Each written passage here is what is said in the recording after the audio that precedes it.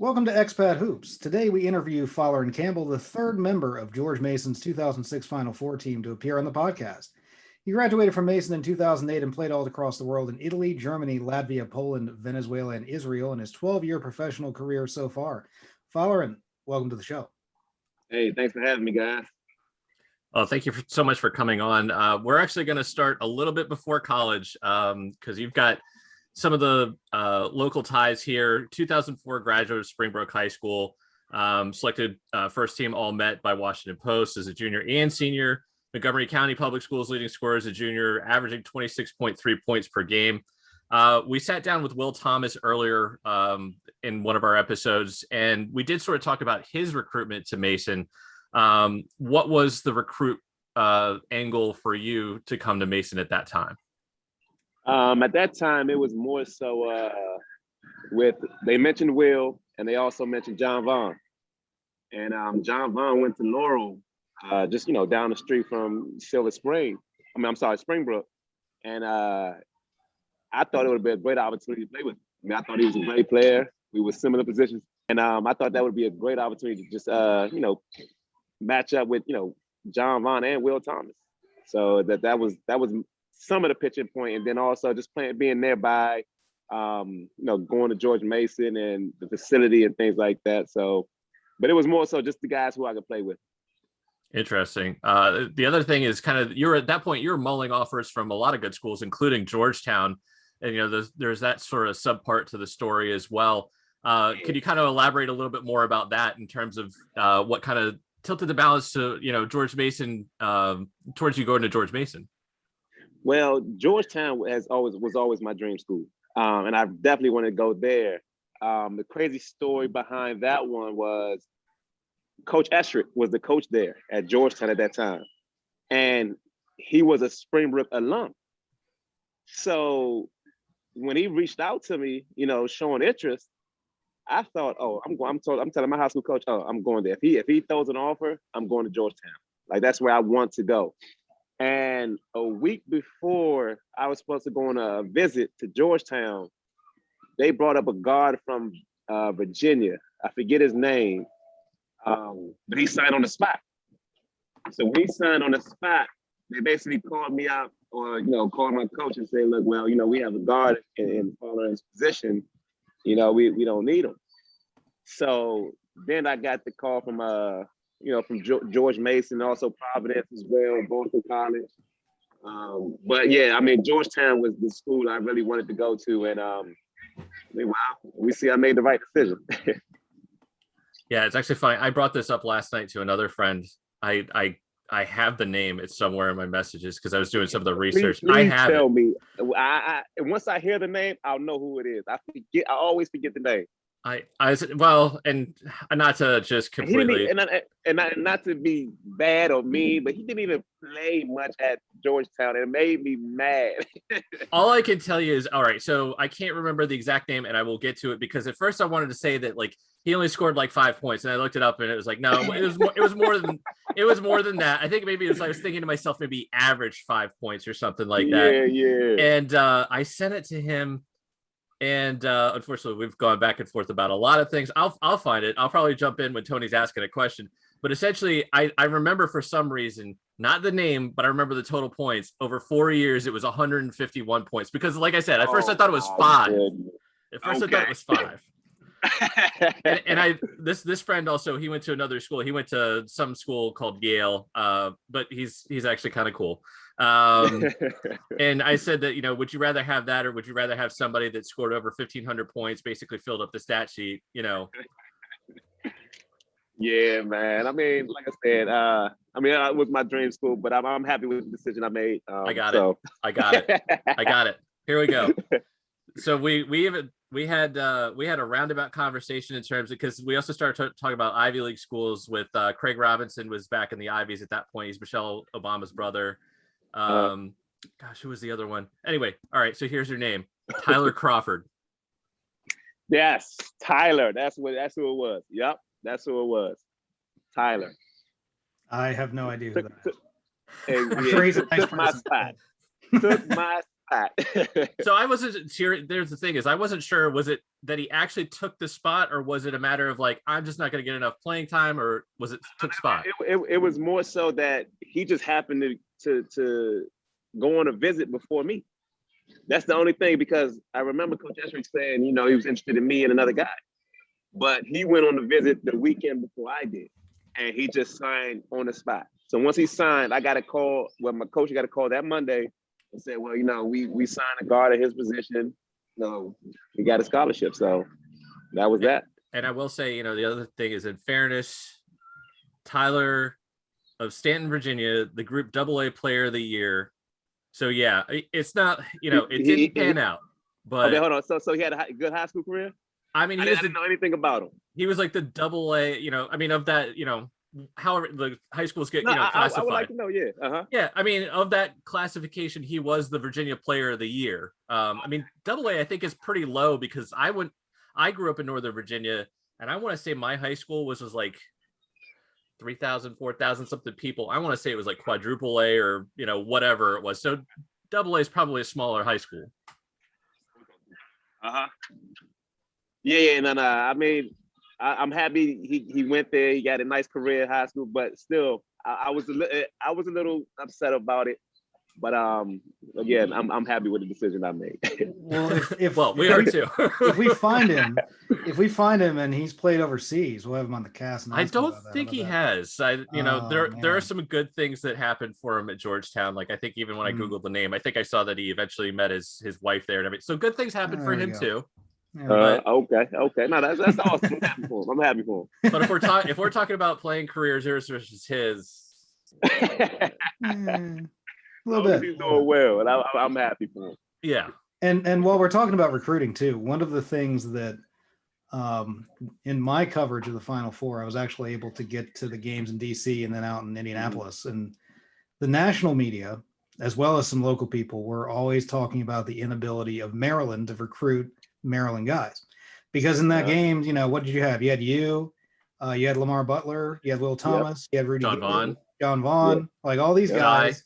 Yeah. Did you say Jai? Sorry. No, I didn't say Jai. Didn't even get to that yet. There are so many players that were on these various teams from Maryland, and not only just from Maryland, but around the DC and Baltimore area, that went deep in that tournament in particular, that were on those teams, and didn't end up with any of them. And from what I see, they weren't even going after you at all in the process of doing that. Well, yeah, that was always the issue with Maryland, Maryland University. Specifically Gary Williams. Yep. He didn't recruit well in the Maryland area, and it's crazy because it wasn't even one of my dream schools. It wasn't John's. It wasn't anybody on our team, so it just has to do with the coaching. And I hate to bash Gary Williams, because it's been times that I've gone over there for open Jimmy. He's been a nice guy, but I just feel like he didn't do a good job recruiting in our area, and we have a lot of talent in our area, as you can see. And it was fairly obvious, all those Maryland players and those teams, like, yeah, deny, it's right in your face. Well, even Baltimore specifically, I think that during the course of Gary Williams, I want to say like Calvin Booth was like one of the only Baltimore guys during his entire tenure. Yeah. Which is crazy. Well, no. You talking about Gary Williams? Yeah. No, Juan was there. Oh, wow. I can't believe I whiffed on that. I was about to say, hold on now. Yeah. But I think Juan and him, I think that was pretty so. much it. Yeah. I mean, you talking about from the Baltimore area? Yeah. Specifically Baltimore. Yeah. Specifically Baltimore. Yeah. I think him and Juan. Yeah. Yeah. Wow, that was a moment for me. It's Friday. We should know when we're recording. So my brain is out. It's Friday. The weather's nice outside. We're gonna crack a beer after the podcast is over. Yeah. I couldn't leave Juan. That's my guy, man. So we got to throw him in there. Yeah, for sure. I guess if you're gonna recruit one guy from Baltimore, Juan Dixon ain't bad to do that with. Yeah. Exactly. So we'll get into your college in a minute. Post college. Were you a participant in the PIT? Portsmouth? Yeah, yep. Portsmouth. Yes, I was. It's crazy. I actually remember getting that call. I was in communications class, and my Coach M, he sent me a text message, said I was invited, and I was just I mean, jubilant. Like, I was so happy, man. I was so happy I was able to go to that, and it was good. It was fun. We've had a few people on the podcast, a couple people that have done the Portsmouth thing. Tell us about your experience there. Did you try to get an agent or anything like that while you were going through the process? I actually had an agent before then. My agent, my uncle, set me up with my agent, who I'm currently with now. Been with him for over 13 years. But I had an agent going into it, and at that point, it was just more so just hopefully, getting the amount of time and just trying to play well in front of scouts, European scouts. Yeah, That's interesting. It seems like people that have an agent that go into Portsmouth generally seem to have a better time because it isn't as much of a meat market, for lack of a better word. Agents trying to get in there and get your business, as well as trying to play well. It's a multifaceted issue then, especially when you're first getting into being a pro. Yeah, it's good because now when you're out there, your agent is working. So he's basically, it's other European scouts out there. So he's basically telling them and his friends, look, that's my guy, keep a close eye on him, and that's pretty much how I got my first deal in Italy. So before we actually get to that, because we definitely are going to want to get to that. Hey, I got it. But I think one of the things that when we had Tony Skin on, his experience was pretty much he hadn't signed on with an agent at that point, I don't think, if I'm recalling correctly.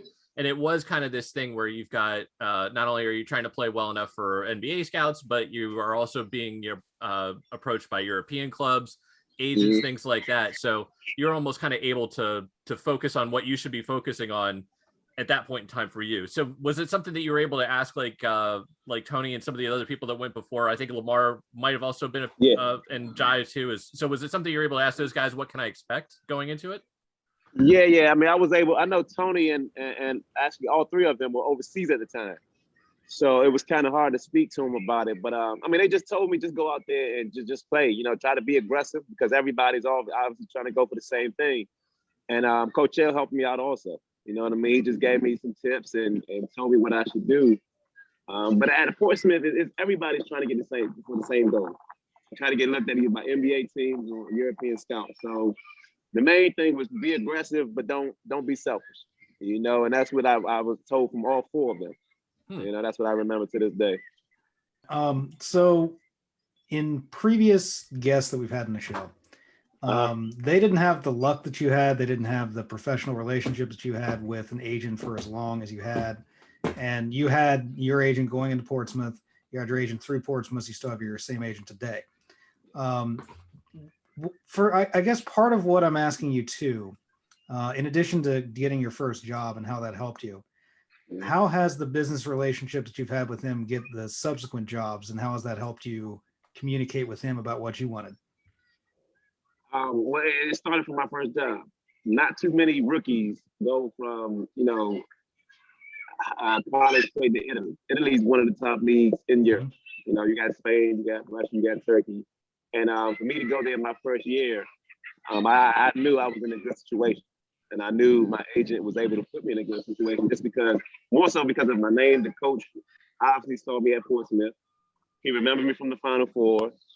Now I'm with this agent who he respects his clients. You know what I mean? So they gave me a chance, and it worked out well. But throughout my career, my 13 years, I've been able to play in a lot of the major leagues, which is Italy, Germany, and even European Cups. So I just feel like he's just put me in the right situation through most of my career. And that's kind of pretty much why I stuck with him most of the time, the whole year. My whole career. Yeah, and I mean, a 13-year professional career, that's a pretty long career for anybody, but particularly somebody who plays through a lot of European leagues. I know people have shorter outings, shorter stints. You've been back and forth between a lot of different teams, but you're still out there. You're still doing all of the professional basketball stuff that you've been doing. So it must have definitely been a positive experience for you in that regard. Definitely a positive experience. And I tell a lot of people, man, I've been able to experience a different culture, and like I said, I've played in Latvia, I played in Germany.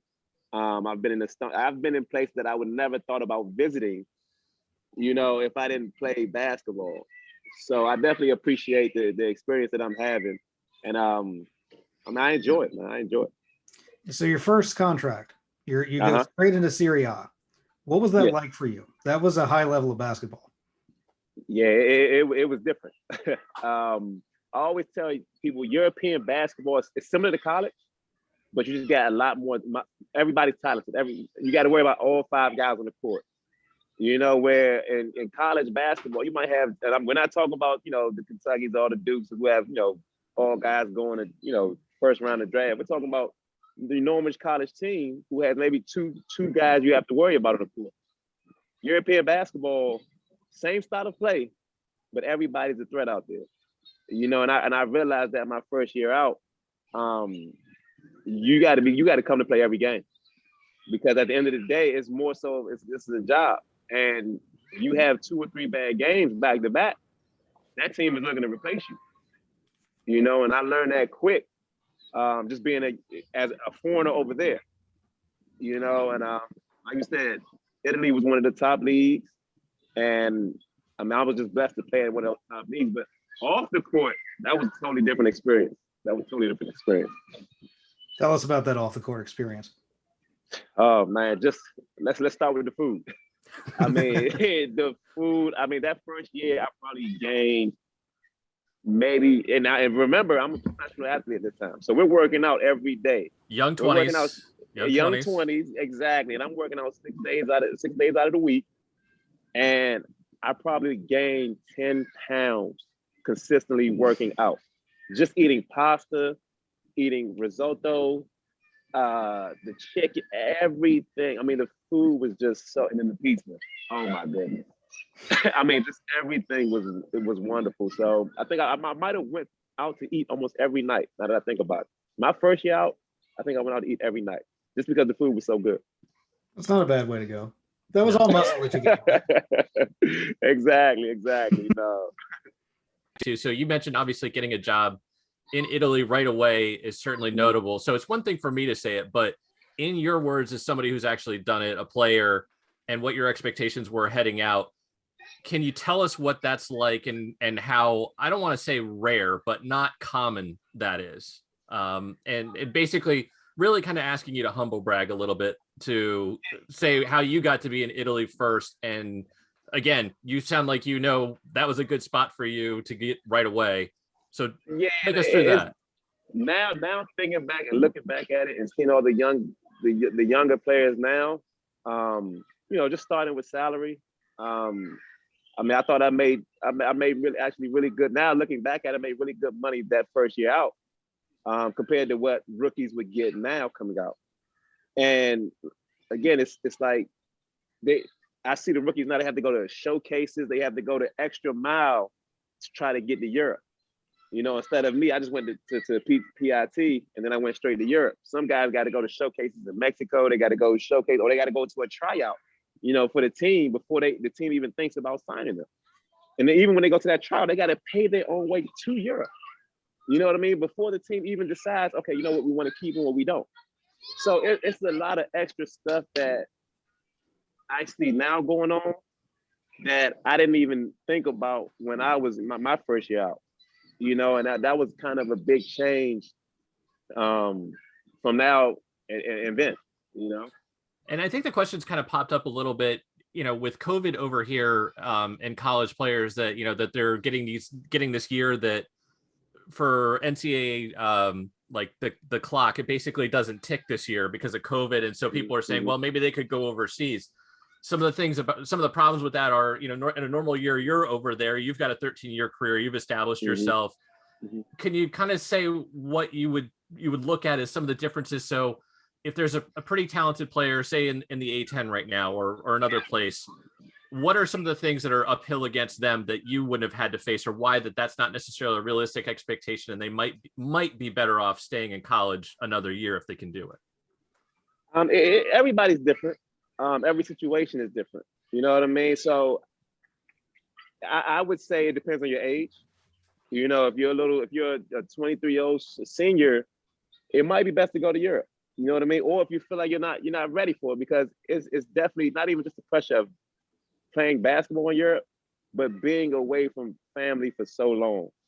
That's another pressure in itself. You know what I mean? Because you got to remember, you're on the court for maybe 2 hours, and then everything else is your downtime.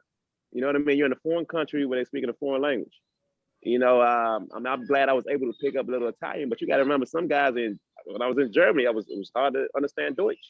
You know, if I'm in Cyprus or if I'm in Slovenia, like, or Russia, like these are, you know, difficult places where you got to adjust, you know, so if you're not ready for that mentally, you're not going to last, you know, so it just depends on the person, the player, his skill level, if he's ready to play in Europe. But it's difficult just because it's you have to have a different mindset when you're in Europe. The thing is that, you know, again, obviously there'd be some people that can make it, but I think that you kind of hit on it. I think it was off the pod before we started talking, and basically that this year, you know, the money isn't quite what it was in other years. You know, obviously probably varies between league and everything like that. Yeah. And then also, you know, there's also the people that are already playing as it is. So there might not necessarily be as many spots. So I think that's another thing that, you know, maybe it's not necessarily a question here, but I mean, would you say that that's probably also something that's kind of stacked against somebody that even if they wanted to go pro, that they may not be able to start in such a high level league, or that they may not be able to find a job that, you know, you might in a quote unquote normal year? Yeah, I mean, and that's another situation. So, I mean, everybody's different. So it might be a guy that's willing to go over there and play for a little bit of money. You know what I mean? Just to make a name for himself. If he doesn't have any responsibilities, if he doesn't have any bills, it'll be a perfect situation.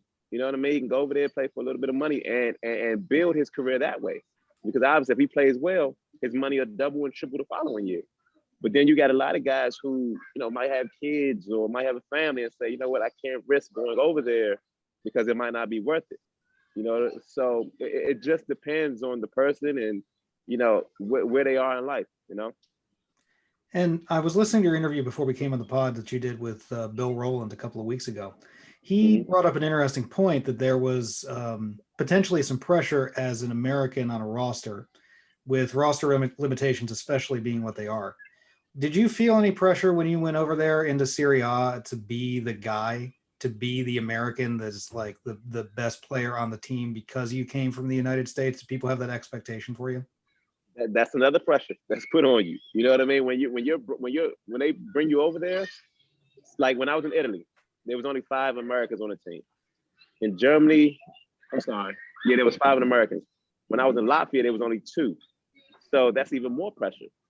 So basically, they bring the Americans over there because it's either they need them to score, they need them to facilitate for their team, they need them to rebound. They need them to do something exceptional that their locals are not doing.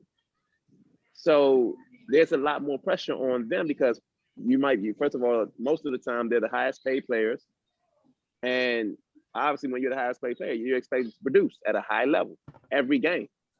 So whether it's your job is to be the point guard, the center, you have to produce at a high level. And that's what puts the pressure on the Americans most of the time. So, and that's why, and that's why I mentioned if you have 2 or 3 bad games, they're looking to replace you.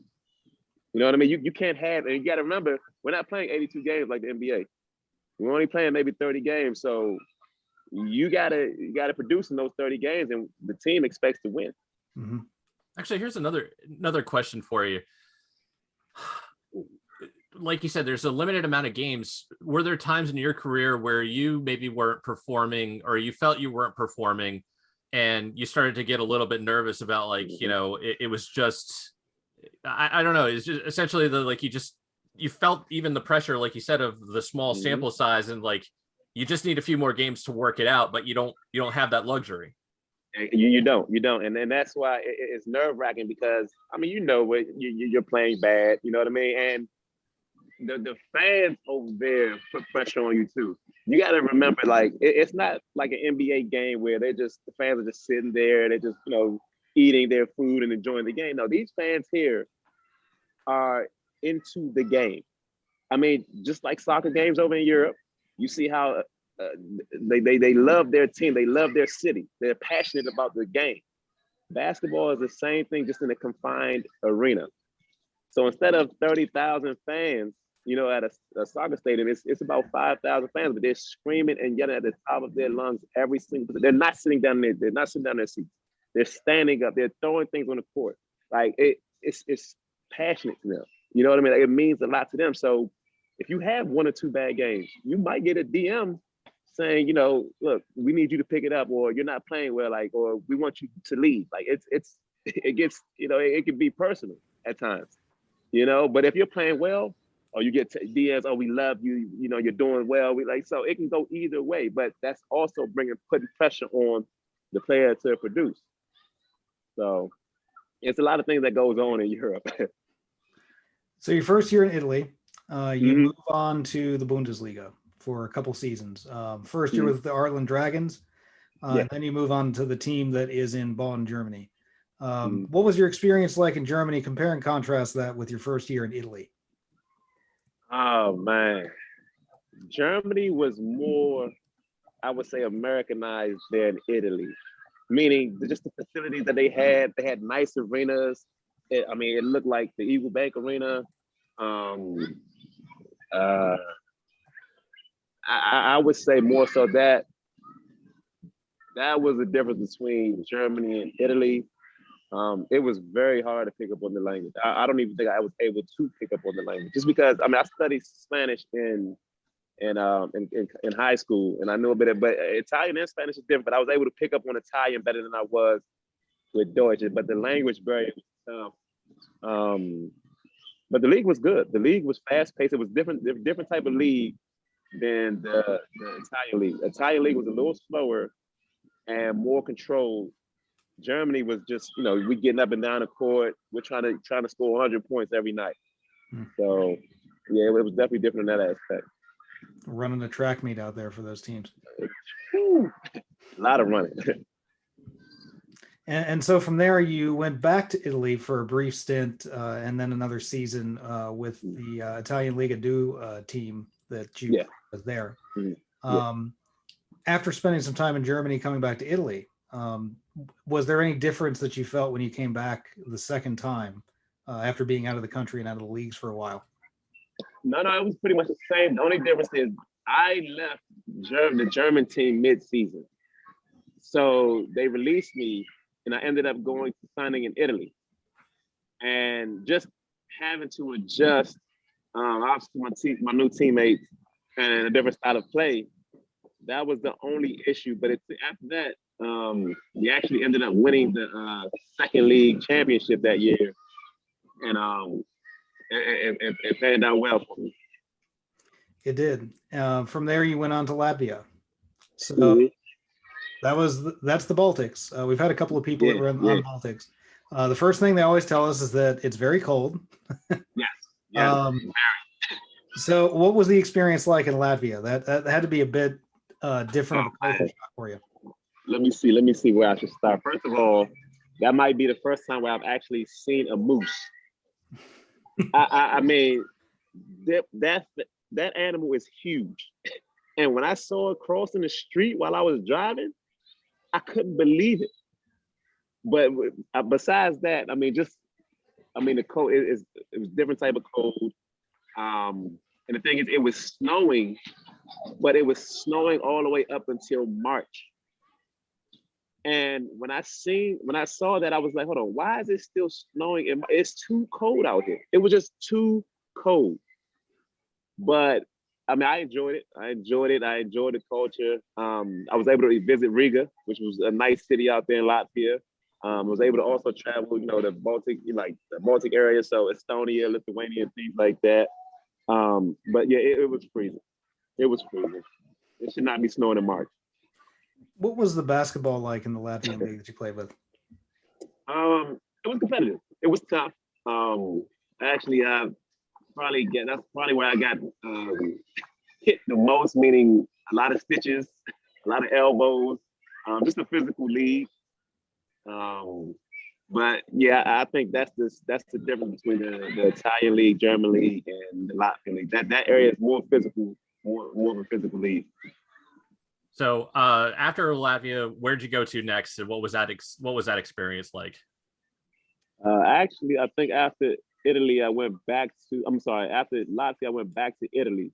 If I understand, and I actually went to Brindisi, which is southern Italy, and I mean we had a good year. We ended up going to the playoffs. I want to say we were in the 4th or 5th spot, and ended up losing in the first round. But we are definitely overachieved that year when I was in Italy. That I can't remember if it was my 5th or 6th year in Europe.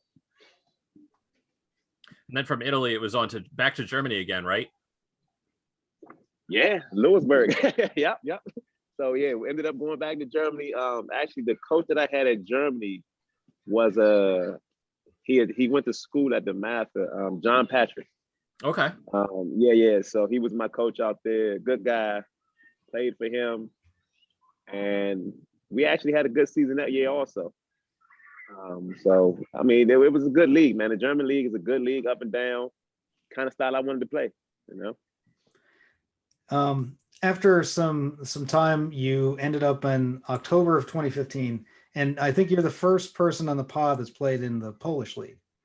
On the men's side. On the men's side. Yeah. What was the competition like in Poland? It was good. It was a tough league also. I would say more so that bothered me was the traveling. That might have been the worst traveling I have ever dealt with in Europe. Only because at the time, they didn't really have their highway system set up. So on a normal trip that probably looks like, if you look on a map, it looks like it takes 30 minutes to get there. It took probably about 2-3 hours to get there. Only because, because we would go on a little highway and then we would have to go back into a city and travel through the city. And then we would go back on the highway and have to travel. They didn't really have a full highway system set up. But I think they were setting it up at the time. But yeah, the traveling was just, we had a lot of 5-6 hour trips that it was just annoying. It was just annoying. More hours on a bus than you'd want to spend in a long time. Yeah, exactly. And like I said, you look on the map like, that's not far. But traveling through the city with red lights and it was just awful. But come on, as a DC area guy, you've got to be used to that of like, well, that's only 10 minutes away, but we'll be there in an hour. I mean, I choose not to travel during traffic time. But again, you're right though. You're right. But dealing with it every other week, it was tough. Yeah. Just a different reason for that one being that the highway system isn't set up, whereas ours is, but it just doesn't work. So, so from Poland, I think you wind up going to Israel next. We've had some people talk about their time in Israel just incredibly fondly. What was your experience like in Israel? But Israel, I had a lot of fun. The weather was good all year round. That might have been the second behind Italy, the most fun I had in Europe. I would say the league was just as physical. What else? But more so, I would say just being able to visit Tel Aviv was probably my fondest experience, just because it's more so of like Miami and Vegas put together. Like it was just wonderful. The palm trees, the weather. I mean, it was an awesome time. I had a good time in Israel. Yeah, I don't think we've had a single person come on this podcast yet that has either visited Israel on their own or that they've played there that spoke negatively about it. So not surprised in the least to hear that. It's a good experience, and also it's a competitive league as well. Very competitive, very competitive. I would say they have 4 to 5 Americans on each team. And I mean, we always going against, your fellow Americans. It's always tough because obviously they got the pressure on their side also. So everybody's playing at their highest ability, and it's good. And at a certain point, I think that I don't know if it was directly next, but I think that you've hit a lot of spots in Europe, but then you go to Venezuela. Yeah. So take us through what that was like. I mean, I know that it's another gig that's available, quote unquote, overseas, even if it's directly south. But what led you to go to Venezuela? What was that experience like? Take us through that. So Venezuela was more so of a trip because I was only there for a month, if that, and it was during the month of June. But they pay weekly out there. So it was more so just to go out there, get a little bit of cash. But the experience that I had was weird. You got to remember at that time when I went out there, they were having the riot, and they were trying to overthrow the president at that time. So I stayed 2 hours in Valencia. It's 2 hours from, I think it's Guados, where everything was going. And I mean, at that time, we weren't allowed. We had police escort everywhere we went. We weren't allowed to go out at night. They had to stay in a hotel that had security around. Electricity went out often. And one thing I do remember is gas. So they had an issue with their gas being basically, they would run out of gas. Like gas stations would run out of gas. You would see lines piled up for miles of people waiting to get gas. And I remember one of my teammates said he couldn't come to practice because he had to wait in line to get gas the next day. So people were sleeping in their cars because if you got out of line, if they fill up the gas stations in the morning, you got out of line, you're done if you weren't there in time. So he had to wait there and get gas. If he didn't, he'd be there waiting another day. And that's what the issue was, especially in Venezuela. But yeah, it was tough. It was tough. What was the basketball like there? Woo. We played in the gym where they had their emergency lights on. That was it. So we played in the gym. I'm sorry. We played in the gym where all they had was the exit. I'm sorry, the alarm lights on, basically. So they didn't have the gym lights on, but they had one light on each side of the basket, and it was just dark in there. And I told them, because I was telling my teammates, I said, "Are they ever going to turn the lights on?" They said, "No, this gym, the electricity was scarce out there." You know what I mean? So every gym didn't have electricity, and most gyms they had to use a generator. So this team didn't have a generator to get their lights rolling. So they just had the exit lights on, and they just let us play the whole game with that on. So it was hard to see. It was hard. It was just a difficult environment to play in, and there was no fans there. But that might have been the toughest gym or toughest game I've ever had to play in, and be professional about it. Yeah, I imagine your depth perception and things like that just weren't up to snuff in that game at all. I might have said that obviously probably was one of the worst shooting nights I had. But again, the next day, the coach comes to me and says, "Why did you shoot so bad? Or why did you play so bad?" I'm thinking to him like, "Do you see the environment we played in?" But they're used to that. I mean, that was just the norm to them. So I only spent, I want to say maybe 2-3 weeks there, and then I was out of there. It was my summertime. And I would rather just go home and just be with my family than just, not being able to go out at night, having police escort everywhere we went. It wasn't worth it. That sounds quite difficult in general. Yeah, no, it was tough. And then we stayed in the hotel the whole time. So yeah, I didn't want to spend my summer like that. So you end up back in Italy with Ferrara. Have your stint there. And then COVID hits. And here we are. You're about a year out of playing, correct? You haven't played COVID period? I haven't played since COVID yet.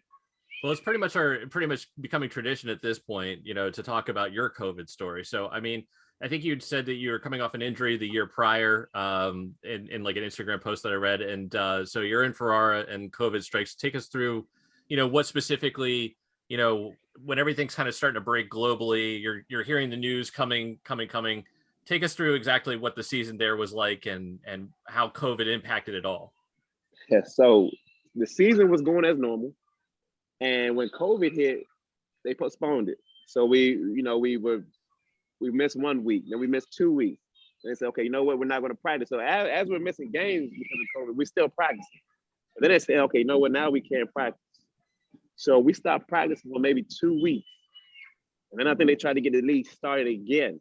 This is as COVID is, entering Europe and Italy and things like that. So they tried to get it back going. And we played one game. I remember we played one game without fans. And we won that game. And then right after that game, they shut the whole league down. So we played one game with no fans. And then I remember the NBA did that. The NBA played some games with no fans. So they postponed the league again. They shut everything down. They shut. I mean, we had a curfew. They started saying, okay, you know what? If you're caught after 9 o'clock, you get arrested, you get fined. I mean, it was just a lot going on.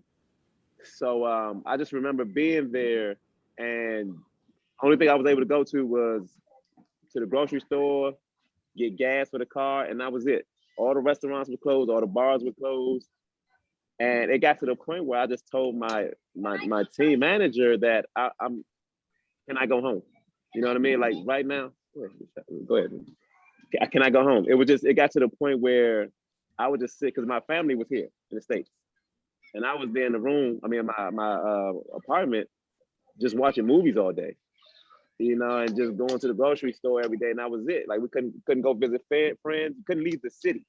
And so that's another thing. They had a restriction on, you couldn't leave outside of your city. So I was in Farrar, but I couldn't go anywhere else. I couldn't visit anybody else. They had basically police guards at the borders of each city. So the restriction just got super tight. So it got to the point where I said, you know what? I talked to the general manager and the owner. I said, can I just go home? And if the league starts back up, which I didn't think it was going to start back up, I would come back. So I ended up coming back in March. And been home ever since. Yeah. And so, are you looking? You want to continue your career first and foremost. You're not retired. You're just under COVID hiatus. Yeah, exactly. Yeah. So I'm not retired. I'm actually thinking about doing something maybe this summer, and we'll see what happens. So, and that was my next question. You're still actively looking at some opportunities that come your way and all that. I imagine whatever vaccination schedule, whenever you're able to get that, will help a lot. Exactly. Now a lot of these European teams are demanding that people get vaccinated before they come play. So, I mean, we'll see how things go, and then we don't even know with the new variant of COVID. We don't know how things are going to change also. So Europe has struggled with that in particular. So that's a bit of a difficulty with that league. At least I know that Israel is vaccinating people at a high rate, as are some other countries. But just got to wait and see in that regard. Yeah. And then also I remember when I was in Italy, just the death rate and how it was going so fast. I remember seeing on the TV, they would have ambulances taking people out of the morgues and placing them on the side of the street because the morgue was just so full.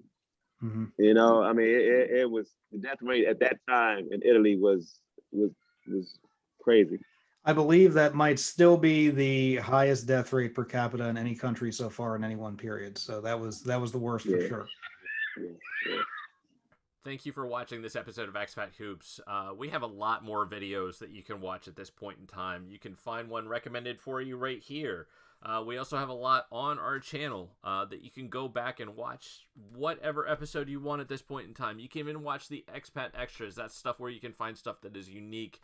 It's something you won't find on our normal audio podcast. It's something different. We've got lots of great stories there. You're going to want to check that out. Throwing us a subscribe down somewhere, or even the little subscribe button. That lets you know that you're subscribed to Expat Hoops. It means that you're going to be notified when something is new, something's different.